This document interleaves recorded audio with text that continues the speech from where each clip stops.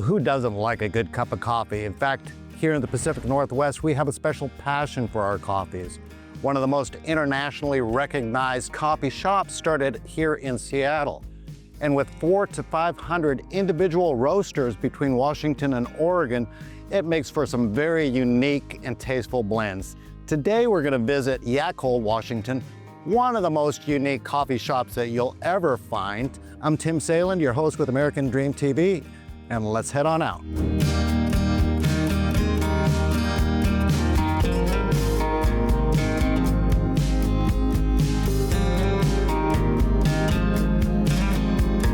So today we're here with Todd Millar from Pull Caff'e, who has one of the world's oldest roasters. Thank you for having us today. Thank you for having me. Can you give me a brief history about the roaster itself? So it was built in 1896, German-made Probat, which is the largest manufacturer of coffee roasters in the world. And we got the roaster thinking it was the 1930s, and later find out it was actually the oldest, 1896, which is great. Wow. In the coffee industry, it's considered one of the most significant pieces of coffee history. So. That's awesome. Yeah. Has coffee roasting been a dream of yours for how long? I mean, a lot of people, it's like, coffee roasting? Yeah. Tell me about that. So 1989, my wife and I moved to Seattle. And of course, coffee business was just kind of emerging as to be a major thing. So we started building espresso carts. And when I started building espresso carts, of course, the cart owner said, where do I get coffee? Well, we of course accommodated that and started roasting coffee, importing machines. And so that's how I got in the coffee business.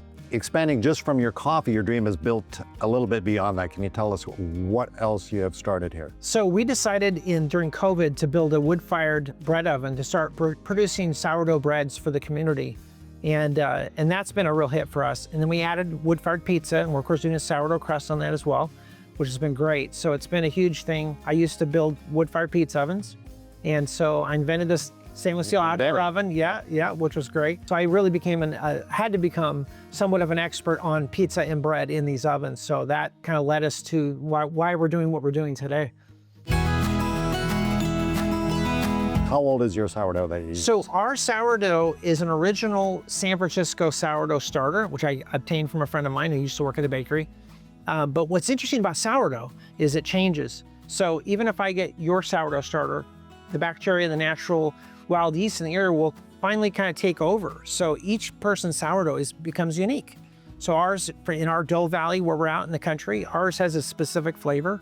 If you go to maybe even 2 houses down, it will quite honestly probably have a different flavor. So that's why Alaska sourdough, San Francisco, Seattle sourdough, everybody has their own kind of signature flavor. So some are more sour than others, which is interesting. Yeah. So I've noticed, Todd, that what you guys do is you put your coffee in cans versus bags. Yes. Can you see me a reason behind that? 100% reason is the vacuum. The reason, that's our #1 reason, although it looks cool. But the real reason is the vacuum. We can pull a perfect vacuum. We have a 3-stage vacuum system. We have vintage canning equipment that can handle that. And a lot of the canning equipment now doesn't even go to the vacuum that these older canners will go to. So these vintage canners, I can store coffee almost indefinitely. So when Devin's done roasting, we'll can the coffee. And what's so beautiful about that is it suspends it. So it's suspended in time. So the degradation doesn't happen until you open the can. What I love is I can ship coffee to you. You can ship it to your parents. You can ship it all over the world, or even a cafe. You can open a can and it's fresh as you open it, not as it goes in the bag. I noticed pretty much everything that you use here for your canning, for your baking, is all either personally hand-built or historic. Right. So I think it's what's old is new. That's always been our mantra, is what's old is new. Why did they used to do it that way? Was it better? And if it was, let's do that. That's always been our thing. Well, I think it's fantastic. Yeah. I think it gives some character to your roast, to your pizzas, to your sourdough and that type of thing. And Yacolt is not that far away, people. So you have people coming all the way from Beaverton, Tigard, all the way in Oregon, up and further in Washington every weekend. As an experience, and we have outdoor seating as well, indoor seating. But it's an experience. People want to drive out to the country and experience that. And that's what our whole goal was, is to create an experience for people. What I loved about our conversation today is you mentioned dream like 5 or 6 times. Everything that you've done here to your place has been a dream of yours. Yes. And your wives and your families. And the kids, I assume, are loving it just as much as you guys do, yes. Right? Oh, yeah. And that's what the American dream is all about. Is owning a business or having your own home or something like that. So I really do appreciate you talking to us today and sharing those dreams So I appreciate it. Todd, Thank you so very much for having me. Yeah. Appreciate it. What an interesting and amazing story, seeing Todd and his family build their dreams right here, both their business and their home. This is Tim Salem, your host for American Dream TV, and I hope to see you in the next segment in Selling the Pacific Northwest.